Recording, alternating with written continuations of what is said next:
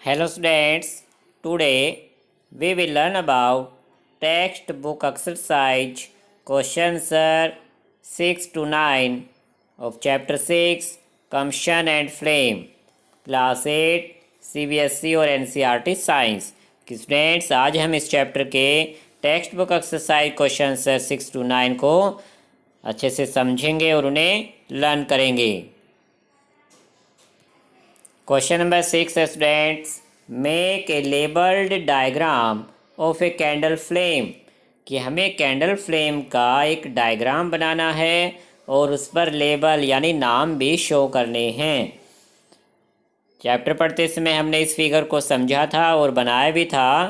Question number 6 के answer में से आपको एक सिंपल कैंडल बनानी है स्टूडेंट्स और उसके जो फ्लेम है उसको दिखाना है। कैंडल बनाइए एक सिंपल और उसके जो फ्लेम है फ्लेम को हमने अलग अलग नेम जो उसके पार्ट हैं उनके लेबल लगाने हैं कि सबसे बाहर का जो है आउटर जोन होता है। बीच में जो कैंडल फ्लेम के आप देखेंगे कि बीच का जो पार्ट है मिडल जोन कहलाता है और जो विक है विक के नियर इनर मोस्ट जोन होता है। ये 3 जोन्स में कैंडल फ्लेम कन्वर्ट होती है। आप कैंडल फ्लेम को ध्यान से ऑब्जर्व करोगे तो आपको ये तीनों जोन दिखाई देंगे। जो आउटर जोन है स्टूडेंट्स वो हॉटेस्ट पार्ट होता है, वहाँ पर सबसे ज़्यादा हीट निकलती है। जो मिडल जोन है मॉडरेटरी हॉट है, यानी ना ज़्यादा हॉट ना ज़्यादा कम। जो इनर मोस्ट जोन है वो लिस्ट हॉट है, सबसे कम हॉट होता है। तो इस तरह से आपने कैंडल का फिगर ड्रा करना है और इसके जो पार्ट हैं उनके नेम शो करने हैं। Question number 7 students, name the unit कि एक यूनिट का नाम बताइए। कौन सी unit? In which the calorific value of a fuel is expressed कि जिस यूनिट में हम किसी फ्यूल की कैलोरीफिक वैल्यू को एक्सप्रेस करते हैं यानी बताते हैं, उस यूनिट का क्या नेम है students? Calorific value of fuel is expressed in kJ पर kg। जो तिरछी लाइन है उसको क्या बोला जाता है? पर।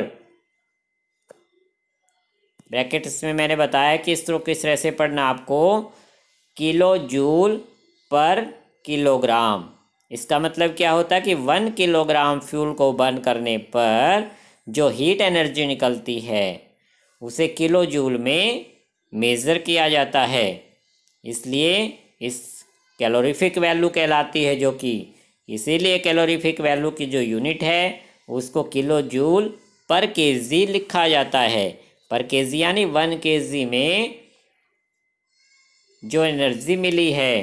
Question number 8 student, explain how CO2 is able to control fire कि CO2 किस तरह से फायर को कंट्रोल करने में सक्षम है, योग्य है, एबल है, उसे हमें एक्सप्लेन करना है।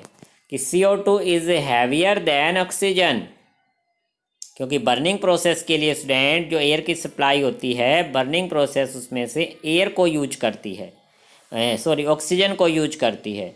तो ऑक्सीजन को यूज करती है लेकिन CO2 क्या है, ऑक्सीजन से हैवी होती है। अब जो हैवी चीज़ है वो नीचे होती है और हल्की चीज़ ऊपर होती है। तो जब CO2 को हम किसी बर्निंग सब्सटेंस के ऊपर स्प्रे करेंगे तो CO2 क्या होगी, उस बर्निंग सब्सटेंस को चारों तरफ से घेर लेगी। कि when it is a spread it covers object like a blanket कि ब्लैंकेट की तरह है। जिस तरह से कंबल ओढ़ लेते हैं हम, किसी पर्सन के कपड़ों में आग लगती तो उसको कंबल से लपेटा जाता है, लेकिन किसी सब्सटेंस में आग लगती तो उस पर हम CO2 स्प्रे कर सकते हैं। तो इससे क्या होगा कि वो भी एक ब्लैंकेट की तरह ऑब्जेक्ट को कवर कर लेगी क्योंकि हैवी गैस है, ऑक्सीजन हल्की, ऑक्सीजन ऊपर आ जाएगी फिर। And cut the oxygen supply, और जो बर्निंग सब्सटेंस है उसकी ऑक्सीजन से सप्लाई कट हो जाएगी। ऑक्सीजन से सप्लाई कट होते ही क्या है, उसको एयर की सप्लाई बंद हो गई, ऑक्सीजन की सप्लाई बंद हो गई। So fire stop burning and gets in control. इस तरह से फायर स्टॉप हो जाती है और हमारे कंट्रोल में आ जाती है। Question number 9 students, it is difficult to burn a heap of green leaves, कि ग्रीन लीव्स का जो ढेर है स्टूडेंट्स, हीप है, उसे बर्न करना डिफ़िकल्ट होता है। But a dry leaves catch fire easily, जबकि ड्राई लीव्स हैं उनको हम ईजिली बर्न कर सकते हैं।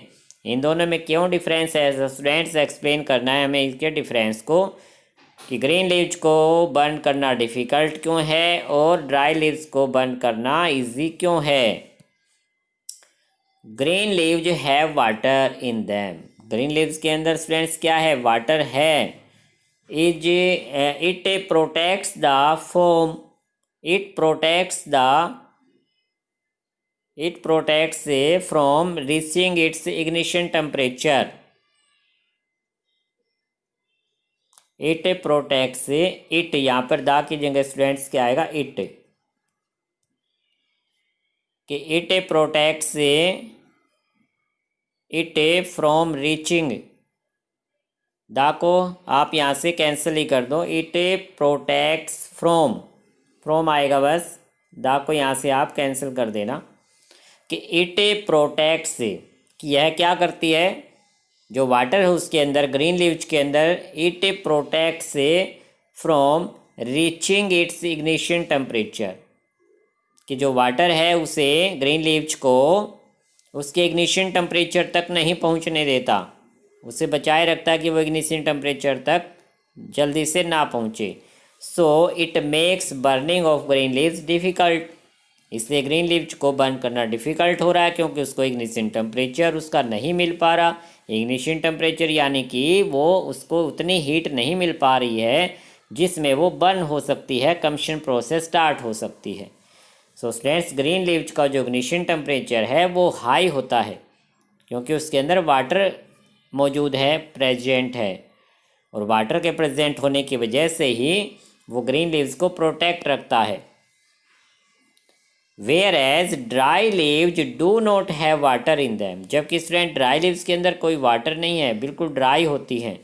So they reach their ignition temperature easily, इसलिए वो आसानी से अपने इग्निशन टेम्परेचर को प्राप्त कर लेती हैं, कि थोड़ी सी उनको हीट देनी पड़ती है, उनका इग्निशन टेम्परेचर कंप्लीट हो जाता है, यानी वो टेम्परेचर उनको मिल जाता है जिस पर कंबशन प्रोसेस स्टार्ट हो गई उनकी, एंड कैच फायर ईजली, और आसानी से वो आग को पकड़ लेते हैं।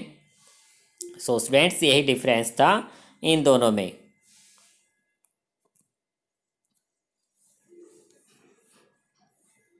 सो स्टूडेंट्स, आपको ये क्वेश्चन नंबर 6 to 9 आज अच्छे से समझ लिए हैं, इनको आपको अपनी फेयर नोटबुक में नोट करना है और फिर इन्हें लर्न करना है। लर्न करने के बाद आप इनके आंसर अपनी रफ नोटबुक में लिख कर देख सकते हैं या फिर घर पर किसी को सुना सकते हैं ताकि आपको ये पक्के लर्न हो जाएं।